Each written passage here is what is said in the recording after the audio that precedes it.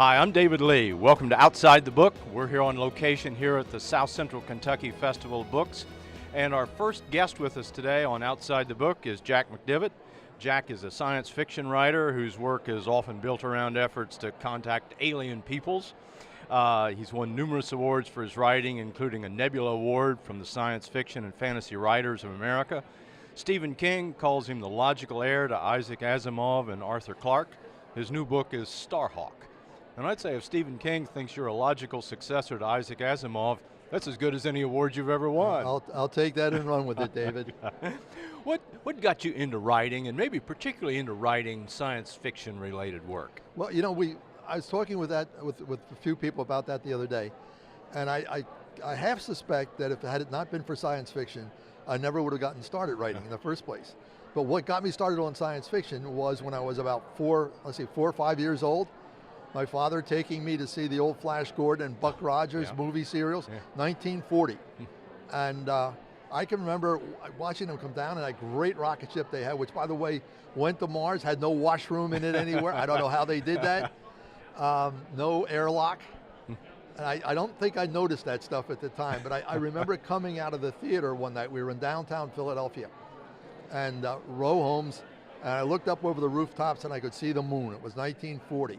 And I asked my father, I said, Dad, are we ever going to get to the moon? And he said, no, I'm sorry, kid. We're not going to do it because rockets don't work in outer space. You have to have something to push against. He lived to see, by the way, my father was born before the Wright brothers flew, and he lived to see us land on the moon. Wow. That's how fast the technology is going. Well, and you touch on a really interesting point with this whole concept of science fiction. How much of it is science and how much of it is fiction? How do you go about incorporating science into your fiction? For me, I think the science provides the background. The book I've written that I most enjoyed the actual writing of was Time Travelers Never Die. They have a time travel device, obviously. And of course, we are never going to do time travel. That's impossible. I have no doubts whatever about that. So that makes it a fantasy. But it allows me to take characters back, and they can go and say hello to Will Shakespeare. They meet Will Shakespeare standing outside the Globe on the opening night for Hamlet. Now Shakespeare played the Hamlet's ghost, by the way, in that opening performance. But they're there, and they're fans. Hey, Will, great show. Love the show. That show is going to go far. And I enjoyed that. I really had a great time with that book. The protagonist of Starhawk is a woman, Priscilla Hutchins. That's correct. What prompted you to write not just this book, but a series with a woman protagonist? I used to do management training for the Customs Service.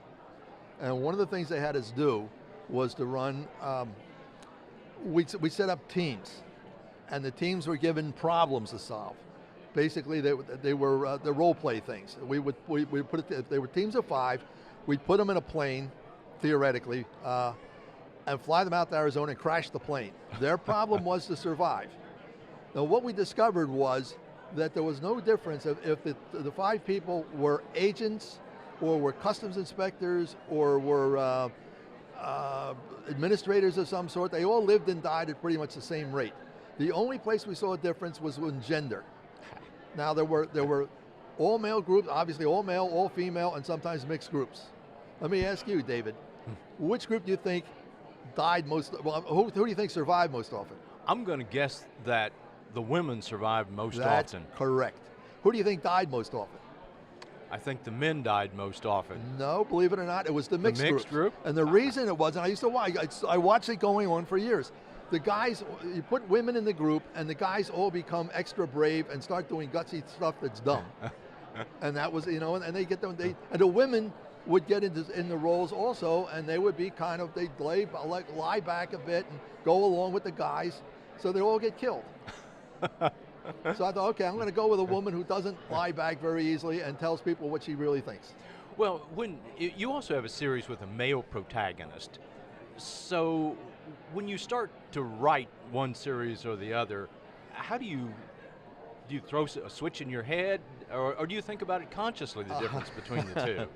Well, it's conscious, certainly. But the reality is Alex Benedict is the guy you're talking about. He's in the other series. He is an antiquarian who lives in the far future, and his books are about solving what are for him historical mysteries. They're mostly stuff in our future. But he goes around, he says, what really happened at the Battle of What's-Its-Name? Okay? Chase Colpath is his female Watson, in effect. She is the one who's there. She's there primarily to ask questions, but to a large extent, she keeps him out of trouble because he sometimes gets so involved in the history that he forgets to look out for the Indians. Particularly in this age of social media and such, what do you hear from your readers? What do they say back to you about your work? Generally, I think people, if they don't like what you're writing, they generally, at least my experience, they don't respond. I don't hear much that's negative. I did it the first couple of years I was writing. I used to get, I would get email from people saying, "Why on earth are you writing about women so much? How come these strong women and these guys always stand aside?" And I didn't think sometimes the guys still got themselves killed. It happens. But I did get some criticism in the beginning from that, but otherwise, no. Mostly I get a lot of support. I get encouragement, and Sounds it's great. been a nice ride. I've been very fortunate. Well, Jack McDevitt, author of Starhawk, thanks for being with us on Outside the Book. David, my pleasure. Thank you very much.